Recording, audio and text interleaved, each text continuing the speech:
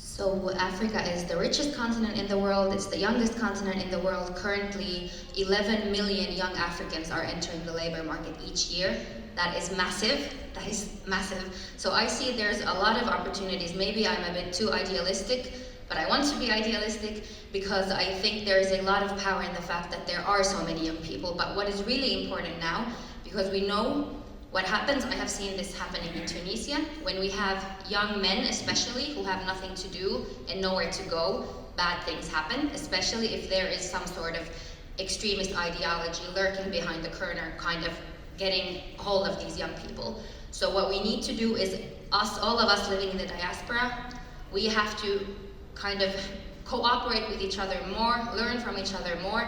I think what's really awesome that's happening now, we have Ghana, South Africa, Nigeria, Morocco, Egypt, Rwanda is like the fastest growing economy in Africa. We have all these countries that are slowly starting to boom. We have, I don't know if you have read about African startup scene, for example. We have so much innovation happening in African countries, and all of this is done by the young people. So obviously, if we really put all of our efforts into education, into supporting entrepreneurial skills and empowering young people and kind of trying to get a more cohesive Africa, a lot of good things can happen for Africa in the future. Just add more to it. But there comes the problem, access to funding. You're talking about startups. Yes, very wonderful. You're talking about innovation. It's really wonderful. But access to the fund. In Africa, we still have these like, it's who you know. It's not what you know. It is who you know. You might be the best engineer. You might be the best doctor. If you're not connected to these X, Y, Z, just forget it. That's the reality. That is the reality, but it still doesn't erase the fact that the startup scene is booming. Of course, this doesn't mean that every single young person in Africa is going to be a tech engineer. That's not what I mean, but my point is that NGOs have been in Africa for decades. Nothing has happened, but now, within the past 10 years, a lot of change is happening. Yes, it's true, we have a lot of corruption. I mean, even in a small country like Tunisia, we have these issues, so I'm not saying that there is nothing negative, but still, when we think of the continent, the richness in the continent, and the demographic situation of that continent, plus the diaspora, I think all of this can contribute to something good. Yeah, and you're right. And also, as I asked, what should the youth be provided with, then we should keep that in mind. That bring out the potential in the people who might not know the certain people, and maybe the NGOs should keep that in mind. I think that was your point too. Yeah. And I think Africa needs more investments and more trade, not just NGOs. I agree. Okay, so do you have any comments? Any thoughts? Yusuf. Can you hear me? Or should I?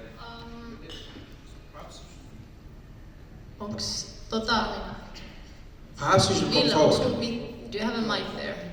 Come forward. I'm a bit shy though. Okay, it's fine. You can ask your question. Yeah. All right. Yeah, I was just thinking. I actually wrote a thesis about how you said the tech booming in Nigeria and Kenya. For example, there's Silicon Savannah, which is like Kenya, and then there's names like Silicon Tobacco, which is I think Lagos, which is also one of the booming technologies in Africa. And I feel like considering that like really growing population in Africa, so like a lot of countries have like 30, 40, 50% of the population like from 17 to like 30, for example. So I feel like if we take into consideration like manufacturing in countries, like nowadays everything is automated, right? Everything is like less and less people are working in manufacturing. And that is like, for example, I'm talking a lot here, but what I'm trying to say is like, if we look at Asia, right, like China, they got rich because manufacturing, like a lot of textiles, right? But that doesn't work in Africa anymore because we have technologies. Everyone has technologies. Machines are, replacing people. I think, in my opinion, what is needed in Africa is technology education. So if we get more Technology education. yeah, something like that. If we get more technology and knowledge in like different levels of education, if we're talking about like secondary, high school, uni level in different countries in Africa, people are equipped with technological knowledge, and then I feel like the economic just rises because we're everything like Finland everywhere is just getting more and more automated. Africa as a continent just needs to step up as well, and then just kind of like follow as well the technology innovation thing. That's I'm shut up. Yeah, I think that's really well said. And also China can thank Africa for that wealth as well, because they've been investing into the African continent quite a lot. So But the reality part of what you just said, I said something about overhauling the educational system. Sometimes most of these governments decide to underfund the educational system, so to subject people into poverty. And then that way they are able to bend the will of the people. Take for instance my country, the northern part. They have the highest population, but when it comes to education, zero. Election time, a politician could come with a message that resonates into their mind, and then they just vote. But if you go to the southern part, yes, people are educated, but nowadays, how productive it is. Most people are just interested in these probably entertainment, if I should put it that way, not production. As you say, people are interested in innovation, yes, but production. Can I reply? Yeah, go. I mean, if you look at, I feel like in terms of like in industries, right? Like we're in the service industry. Like in a lot of like developing countries or middle income countries, they're more and more going into service, right? So I feel like entertainment as well, it's good. Like Lagos, for example, you can take it like Lagos, the entertainment like city in Africa. The more we specialize in like, and whether it's entertainment or services, that's another way of building the economic growth, in my opinion. Should it be only entertainment then? Not only, obviously we have to diversify in order to, let's just say like if one country or many countries in Africa, they're just really like dependent on one industry. What happens when COVID comes in and then that industry is completely like goes down? Then we only have one source of income. We need to diversify. We need balance. Yeah. Well, the reality on ground is like people are more into entertainment, and instead of Africa's building industries, we are busy building church and mosques. It's like the only thing important to Africa lately is just religion, and it's really sad. I mean, you could walk into any street in Africa, you could see 10, 20 religion organizations, but you barely see an industry that is productive. We really need to look into that. not to make it too startup centered, but there is a lot happening in medical technology, circular economy. There are innovation projects happening around these very global themes in African countries as well.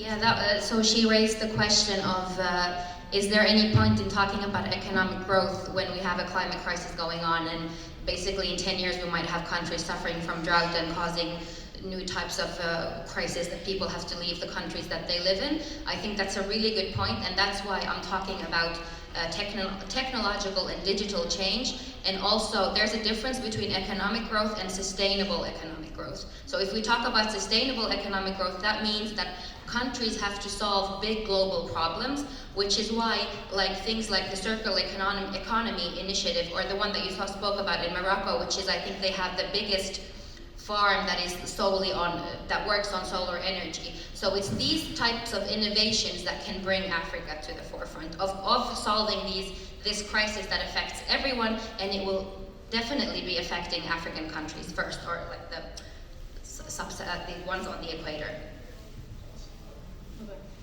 Okay, we have online a question from the live stream. What is the current state of education of the African youth in the continent? Keep your answers short. I don't have the statistics. I don't have the statistic data, but I know in my country there is a plan. There's a plan going on right now about education beyond 2050, and it's not something that I should be divulging because I don't know how the implementation stage is on at the moment. But I know they are planning with Finland at the moment. That's one thing for sure. Yeah. Okay. And another question, sorry. What is the state of professionalism in terms of industry breakdown beside technological startups? I don't have the statistics on that one either, but I have very good sources that have, I think it's called Innovation Africa or something like this. I can send you the link, maybe that you can send it to all the participants. So they've broken down different sectors in Africa, and they show you each country and what's happening in the different sectors. Okay, thank you. You can send it. Yeah. Alisa. Yeah, I was about to comment on the question about the youth education. I can talk about my country, Rwanda. The thing is. Sorry. Oh, right there. Would you? So that the online audience can also hear you. hi. So is it working? Okay, yeah, it's working. For example, in my country, in Rwanda, a lot of people are educated and they go to uni and they graduate with really good grades. But I think the problem is with the job market. There is not enough jobs, and there is a lot of nepotism in a lot of countries. So to get a job, you have to know a person already in the job or already working there. So it already limits people. And then there's people who are really, really smart. They get sent to other countries, other developed countries. So the talent that is supposed to be in the country itself, it's sent somewhere else, and they go there and they flourish, and then they just go for summers to visit. And does it come back to the continent? In very, very small doses, because if you come here, let's say you for example me, I go from Rwanda and then I come here, I live here for 10 years. Depending on what situation I was in Rwanda, I can get so used to this that I don't really want to go back there. I can just go there for a few years, but we get used to nice things really quickly. So yeah, I think the biggest problem is with the job market. There is not enough jobs, but I think people are going to schools and they are graduating. Yeah. Thank you. Add to that. Okay. Well, you could make a difference if you want to. 8 years in a row now, I try to travel. I travel down to Nigeria every year, 8 years in a row, looking at startups, business ideas, job creation. And I try to organize seminars as well to see how at least the most common thing I see with people oh, okay, you are lacking a job, what can you do? come up with ideas with people how to, harness the fund. And it's been really working in my community. So we can always stay and complain all the time, oh, there is no job. What impact are you willing to do? What are you willing to do? If you have an initiative and you think it could work very well in your country, travel back home. I think that's a really good point. But I think when, for example, people who grow up here and they kind of like they build their lives here, it's really difficult for them to really know what they can do there. If maybe they don't have like families living there, and all they know is like this country. But I think it's a good. That's a good point. There might not be any connection back home anymore. And a quick advertisement to this. There's an African Monopoly game, and there's like for each country, and you can order it for each, like any country you want. Dayo, you can tell. Okay, there is this Monopoly game. I think a Nigerian did the franchise. If you want to know more about your home country, then you could order, and it will be designed specifically for your country. You get to know the important places in your country, the historical places. It's a Monopoly game, but you are using your own country's currency, and also it's specifically designed for your country. So you can. Yeah, there's a one piece back there, so you can check it out. Okay, let's move on to the next. Oh, sorry. Sorry. Sorry, my name is Crystal. And Hello. I want to respond to what she said. Because I think what she meant really is more than it's more than just knowledge. Just knowing the capital of the country. Like I have a daughter, she really can't relate to what is going on in her country because she's been here all her life. Right? So I think we really need to take it seriously. Like the youth here, they really can't relate in terms of know the problems, in terms of our friends, in terms of who feel what is going on back home. And I think it's a gap that can be built upon by organizations like Team Africa to try to, I don't know, it's an exchange program. It's something that will really Yes, help them very good point. to feel what it is back home, to feel just like Yeah, an African place. to have an actual connection. Yeah, so it's not just about the knowledge. It's not about the theory. It's something For serious. And I think experiencing. yeah, pick it up really and try to see what can be done about it because it's a huge carry. Yeah, that's a really good point, and I think Africa also wants to. In Think Africa, they're creating this youth program now, and they're also taking in any suggestions about what would you want to see. So that one is a really good one. You can submit it later. I will provide the link later.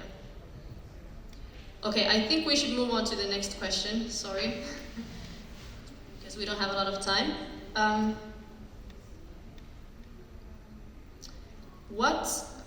Did I already ask this question? What effect do you see in the aid NGOs provide? Do they add value? And do you think it provides solutions? Well, it all depends on what the NGO is all about. What are they tackling? Some NGOs are they advocating for feminism? Are they advocating for human rights? Or are they advocating for cultural identity? Or maybe cultural exchange? She mentioned something right now. Yes, most of the kids who are born here, they have no connection to where they come from.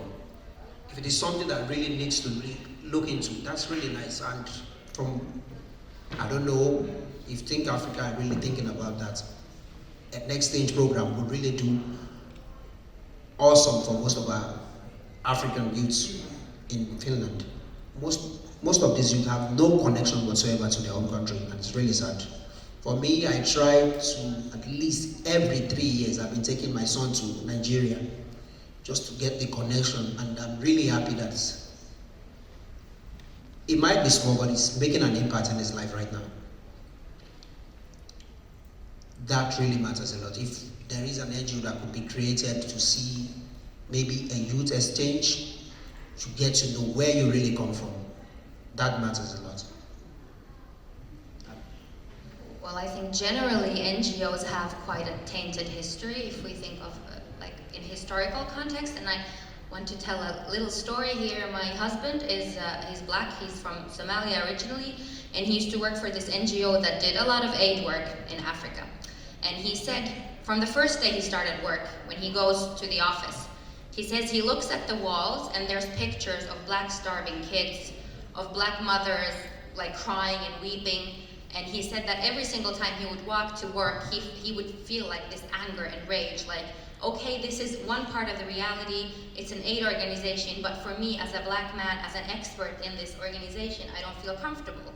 And they had this lapsi mukaan töihin päivä, where you could bring your child to work day, and he decided that he doesn't want to bring our son there because he doesn't want our son to be wondering like, what are all these pictures? And I actually noticed on LinkedIn a few weeks ago, I don't remember which NGO it was, I don't remember anymore, maybe UNICEF or some of these like major global NGOs, and they said, do you remember it? Do you know it? It's the worst. Yeah, but they said that we are now going to drop all of this harmful imagery. Now, it's obviously like a publicity stunt because we have been talking about this for ages, that it's very harmful to show only one side of a narrative of a continent that is so rich and diverse, and to only be showing this. So I think in that terms, NGOs, I don't know like what their impact is, and just going back to what we were talking about before, like how we have these booming economies, not all of the countries booming, but there's a lot of booming economic development happening. It's not because of the NGOs, it's because of the people of the African continent themselves. So I think in order for NGO work to be better, it has to be from the people themselves. There has to be more cooperation. I think initiatives like Think Africa is great, where we try to bring people from the diaspora and bring them closer to the African continent. That type of NGO work is very useful. But if you really start reading up on, for example, in Somalia, in Mogadishu, the NGO takes space of like half of the city, and the workers are getting paid like $15,000 a month, and the money that is sent goes to the salaries of the people working for the NGOs. So it's not happening, it's not helping anyone, it's not like no progress is happening. That's the point. Exactly that's the point. The funds are not properly channeled. It's just like you're paying people to sit in a desk doing nothing. But then they have this imagery. That's the only way they could get funding. If they don't promote an African child crying, how will you donate to them? How will you fund the organization? I mean, when I started mine, I tried to be in collaboration or in partnership with some NGOs, and I was shocked with the level of what they are asking already. We've not even get the fund. They are telling me how the money should be spent, mostly on salaries. And like, when you are talking about getting a fund and it's going on salaries, and what is left to really execute the project at hand? And that's really, really sad. Okay, a follow-up question for this. What should be learned and most importantly unlearned? Well, I think the first thing we need to unlearn is that our value doesn't come from our colonizers, and I think this is especially like, because Tunisia was colonized by France, and many West African countries were also colonized by France, and I think there's this, strategy of divide and conquer, that there's been a certain, that there's hierarchies to the people who have been colonized. And I think that's very dangerous, that we, as North Africans, need to unlearn these things. I'm talking about maybe racism that happens in the North African countries, and I believe there is a strong connection to colonialism and where that racism comes from. So we definitely need to unlearn that. And if you watch TEDx talks, Google one that says Bridging the Diaspora Divide. It was such a great talk. It was by this African American woman who has lived in different African countries for I think 20 years, and she was talking about how that's like one of the biggest things that's hindering us from becoming more unified. Because bridging the diaspora divide. So that all of us people who live in the diaspora, like us North Africans for example, we very often say that we're Arab. We don't say that we are on the African continent. Yes, Arabs have invaded us in history, but genetically, all of us are not Arabs. But yet 98% of people identify as Arab. So we have to kind of understand our history better and really stop always focusing on the who's Muslim, who's Christian. We have to get rid of that thought process. And also, what could be learned? If you have an initiative and you think of going to Africa, bear in mind you are going to work with them. Don't impose your own idea on them. That's really sad. You have a knowledge, you have an idea, sit down, work with the local knowledge. Not like, oh, I know it all, this attitude. People get frustrated when they see that nowadays. You as a diaspora, you have the idea. Yes, come, sit down with the locals, design, implement, and work with them. It helps. Thank you. Any questions? Alisa, the mic.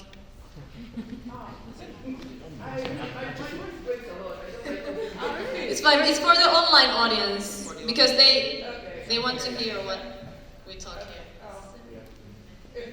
Oh, okay. Sorry, I'm kind of talking a lot, but I came here to talk. I'm a parent, so it's a forum to share my views. I think what we need to learn to work more together as Africans in this place.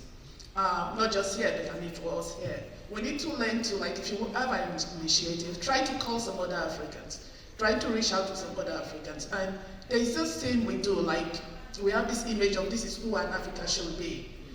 And it shouldn't be that way. We should try to get everybody along and work together more. I think it will help build a kind of network for us. It's what you admire about the NGOs. And the thing is, their goal, they want to do something, they get up and they go and they do something, whatever way they are doing it. But in Africa, we just see that we complain. We criticize about it, we talk about it, but then to come together and actually act, we hardly do that. I think we should learn to work more together, especially for the youths, everybody that is here. Meet some other people you don't know. Get together, what can we do together, two countries across? I think it will help us a lot. Thank you. Thank you. Really good comment. There's another one. I'll try to be very short. I think it might be a different opinion, but I feel like here in diaspora, I feel like the Africans are more united. Here we're like, we're in the countries of like where we're not originally from, so we feel a sense of belongingness. But I feel like what's inhibiting Africans in Africa the most is the lack of unity. I think, for example, just going back what Alisa said in terms of employment, there's loads of young people, for example, in Africa, right, that are highly educated and everything, and they still they don't have jobs. And I feel like if Africa, for example, as a continent would trade the same way of if we look at different continents in the world, we look at Asia or we look at Europe, not to kind of follow the neocolonialism things, but for example, Western countries, they I think 60% of their GDP they trade, and that creates jobs. In Asia, one of the reasons they grew really fast is because there's intra-trade between the Asian countries. Now we look at Africa, a lot of Africans without visas, without everything, we're very xenophobic between each others. We're Somalis, we're Nigerians, we're Moroccans, everyone has their own countries and we don't really let in each other to each other countries and everything. And I feel like that's inhibiting us from succeeding because we're not united. This doesn't create jobs for trade. Well, yeah. Thank you. A really good comment. I would like to add also to the... Okay, you have 30 seconds. Yes, to your question about what we have to unlearn, is we have to unlearn that we in the diaspora or in the Western countries, we are the saviors. Because a lot of Africans in the continent are already doing so much work to just make everything work every day. So you going there for 2 months, please don't think you are this posting on, just go there and just, going back to your point, working with the people who are already there doing the everyday work. But the savior mindset, leave it. If you're black, if you're white, it doesn't matter. It's not, you are not doing any aid. Just think of it as a collab with them. Featuring you. Okay, last question. What value do you see in Pan-Africanism? And there are some, 2 quotes about Pan-Africanism, the definitions. Go ahead, Aicha. I think the first quote you're talking about should be from Plato. Yeah? Yeah, it's really nice. I wish we could try this Pan-Africanism more often. How well are you willing to patronize your African brother? I mean, an African man could open a restaurant and then an African will still come there and start pricing. But you might go to, in quote unquote, some other restaurant where the price is already fixed. You don't even question. How well are we willing to patronize ourselves as an African here? How well are we willing to be our brother's keeper? Thank you. Well, I think this gentleman's comment was kind of the essence of what Pan-Africanism should be. So more unity, more trading with each other, helping each other grow. I think, was it 1958 or 59 or something like that, when they had the first like African peoples joint movement, and this whole Pan-Africanism as an ideology was kind of getting started. Then North African countries were with them, Morocco, Tunisia, Egypt, Libya, I think. But then in the 8th Pan-African Conference, we were let go of. I think to some extent very understandably. So I think because I'm talking from like a Tunisian perspective.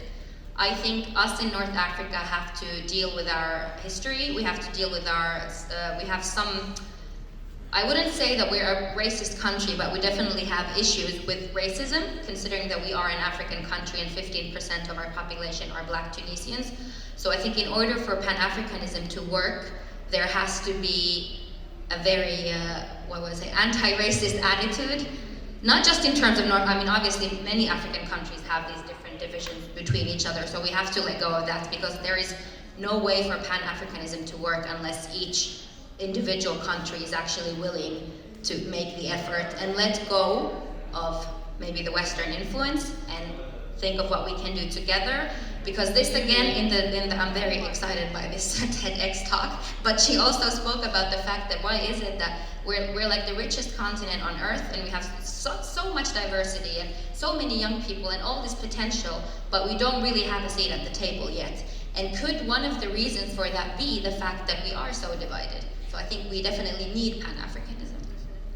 Well, the idea is divide and conquer. What do you expect? We have tons of resources. You get aid. For every $12 billion aid, you get $120 billion taken away from the continent.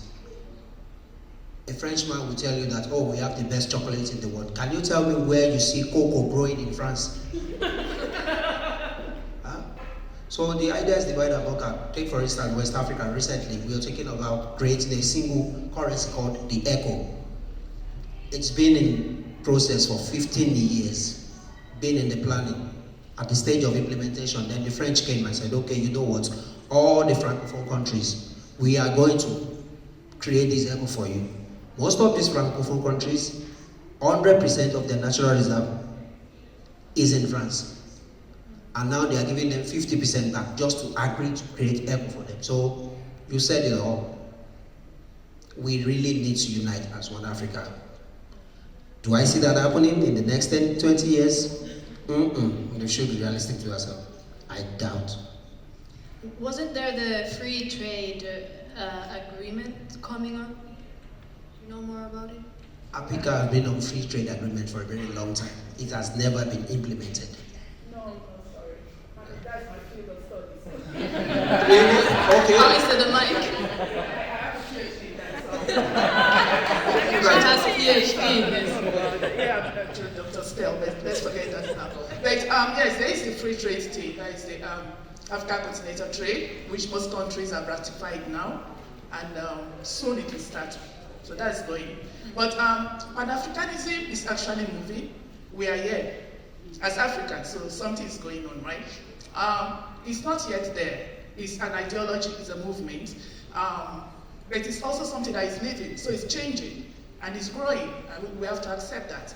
What I think I want to see more, like in Africa, in some countries it's stronger, in some other countries it's not so, you don't really hear about it more. But like in places like this, I've actually been thinking of how we can bring something like it into schools, like history, to teach children when you're choosing, like my daughter, she did history of Asia countries. Like, how can they talk about Africa instead of talking about people in trees, for example, or with NGOs, let's talk about ideologies from Africa.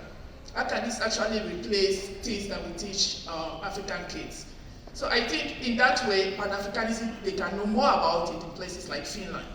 But it's not dead, it's moving, and I can see it when I come in, like when I came into this place, I saw Africans from different places. For me, that's what the whole spirit is about. And let us all try to carry it along. Thank you. Thank you so much. Okay. Time is up. Thank you. Thank you, Aicha. Thank you, Dayo. And thank you all. And the ones participating online also. So next up, we would love to have your feedback and also suggestions for upcoming youth activity in Think Africa. What would you like to see? What would you like to be a part of? If you want to start up something, you can do it through Think Africa. This link will be shown again later, so we can continue to the next slide. Okay, thank you. Thank you very much. Can you all hear me? Yeah. Okay, my name is Vivian Chomo from Estonia. I'm also doing my internship with Think Africa. So I'm here to talk about the fun activities that's going to take place. So,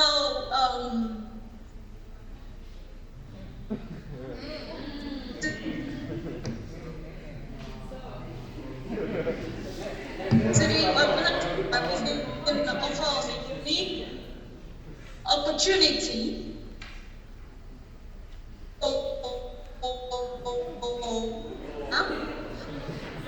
with this camp. Am I listening to?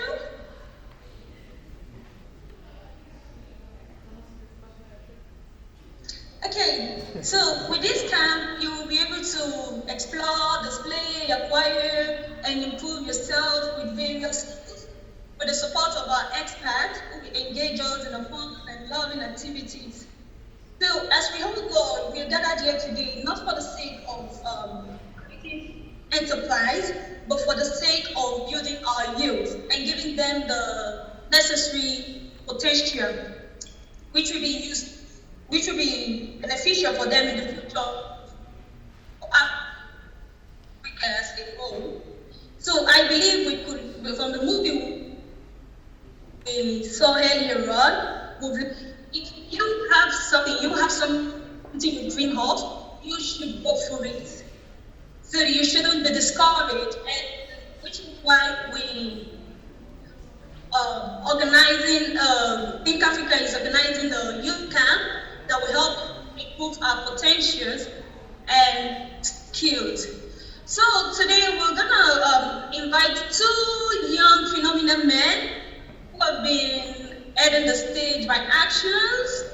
But give me an opportunity to introduce you, Mr. Joshua, as an African innovator, and Mr. Mansour, a great entrepreneur. They will be speaking on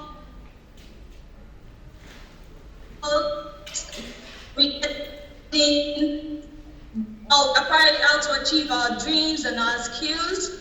Stop your time up, and Mr. Joshua to speak with us regarding this skill.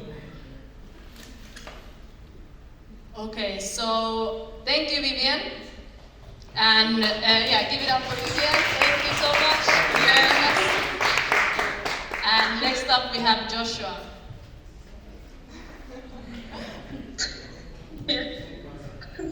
Thank you. I had what I was going to do. Yeah, I can.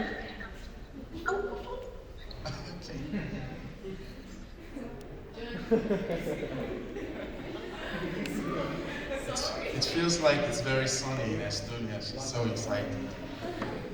Okay. I don't know where to start from. It's really difficult to find the point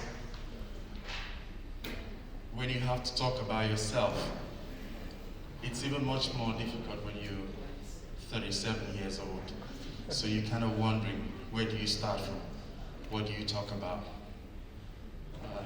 Even so much worse or difficult when you have to inspire the youth. Do I put this on or should I remove it? What do you say? What do you think? Okay. All right.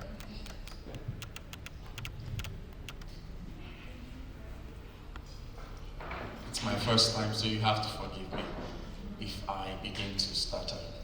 Anyway, so my name is Joshua, and I work for GWorks as a web developer, but I didn't start out to be a developer. I kind of trained myself to become a developer, but one fascinating thing about me, which some people have talked about, is the fact that I easily transition from one career to another. And this is often the case. This is often not the case with a lot of people, particularly if you look at Finland, for instance, where the Finnish society is transitioning and becoming much more techy. But a lot of people, particularly foreigners or immigrants, are yet to catch up. I've been asking myself, why haven't a lot of immigrants, really taken the bold step to, leverage on the tech environment in Finland? And one thing that comes to mind is, I don't know if it's the right term, cognitive dissonance, where we feel we know something, but we actually don't know what we think we know. Ask yourself, should I invest? People would say, yes, you should invest. But are you investing? Then the response is different. I will do it later. Then, do you actually know what you think you know? Because if you know that you should invest, why aren't you investing? Right? So, this for me, I think, is the most important thing, aside persistence, perseverance, striving to achieve your big dreams. Oftentimes, it's what we think we know, which we actually don't know, that is the biggest obstacle, right? And how do you go past this obstacle? That will require a level of commitment, spending more time, and looking at the things that you actually think you know.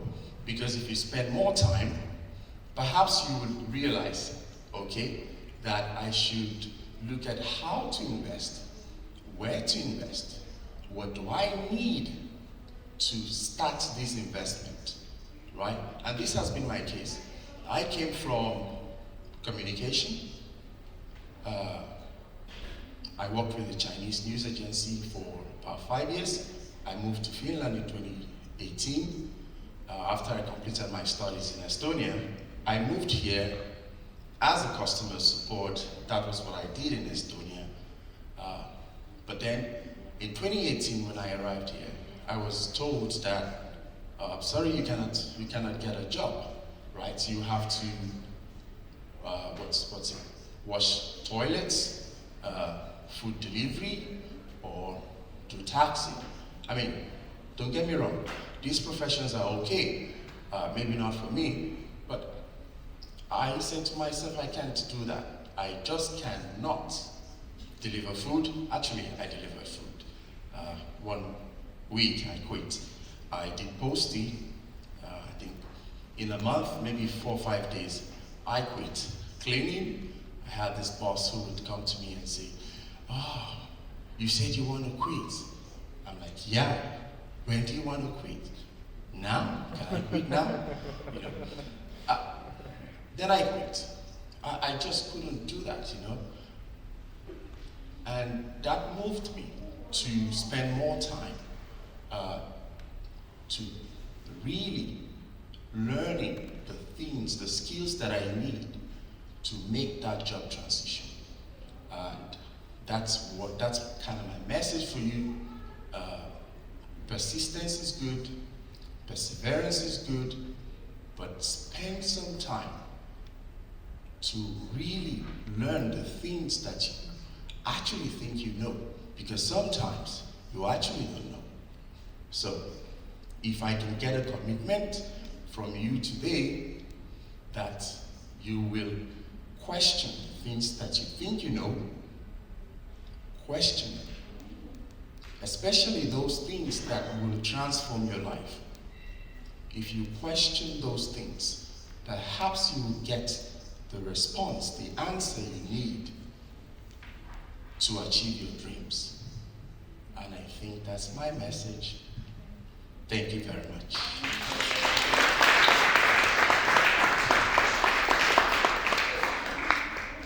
Thank you, Joshua. Next up, we have Hassan Ben Mansour. Give it up.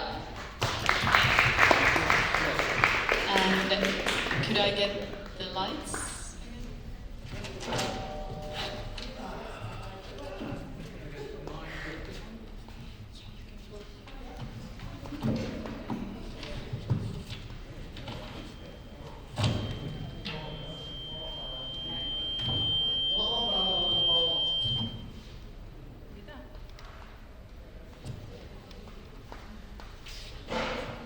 Good evening, everybody. My name is Hassan Ben Mansour. I am the CEO and co-founder of SMAPI, a retail and marketing analytics platform that helps users and consumers to find the best promotions, the best deals and discounts for their weekly shopping. I will tell you more about this, but let's start how I found a way to become an entrepreneur in Finland. So I'm 40 years old, Tunisian computer engineer. I was born and raised in Tunis, and I have studied there as well. So I'm a pure product of the Black Continent. I have previously worked in the banking sector in Dubai. Also, I have been a computer engineer and programmer and ERP consultant in Tunis. And now I have been living in Finland for 6 years and working on SMAPI for the past 2 years. First of all, I honestly have this picture in my mind when you want to become a co-founder or a serial entrepreneur. We have usually these successful guys that have been studying in prestigious and well-known universities like Yale or Harvard or Stanford. And it made me believe that we Africans are not allowed to believe in ourselves, to believe in our dreams, and achieve our own goals and ideas. So I really grew up having this assumption in my head. And if you are born in Africa, chances are you have the same knowledge than these stereotypical successful American CEOs. So why we can't just try, give a chance to us? So when you have an idea that you wholeheartedly believe in, when you put your mind, your body, and your soul in it, there are no alternative plans anymore. Sorry. There is no alternative anymore. No plan B. I mean, your focus is making your vision a reality. This is how entrepreneurship, as it works globally. So let me tell you, it's not easy in the beginning. And it's more than worth it once you start believing in yourself and understanding your unique talent, you can create anything. The world is full of possibilities. You are only limited to your endless potential. I have made some kind of list of successful Africans, leaders, and prize Nobels, and famous athletes that shows that we Africans have the same chance like the others. So let me tell you that it's not easy, but it's worth it, like really. So why we not give ourselves a full permission to face the challenges, kill the fear, and start produce. If you are a coder, start coding. If you are a designer, start drawing. Or if you're a cook, start cooking.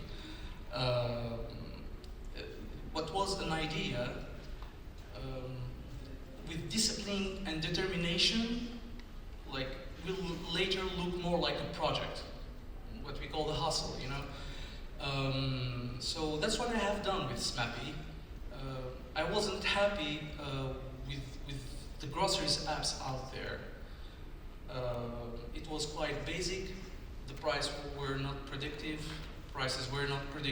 and it wasn't accurate apps. So, and frankly, I was tired also every time I go to the supermarket and I have to pay more than I have planned.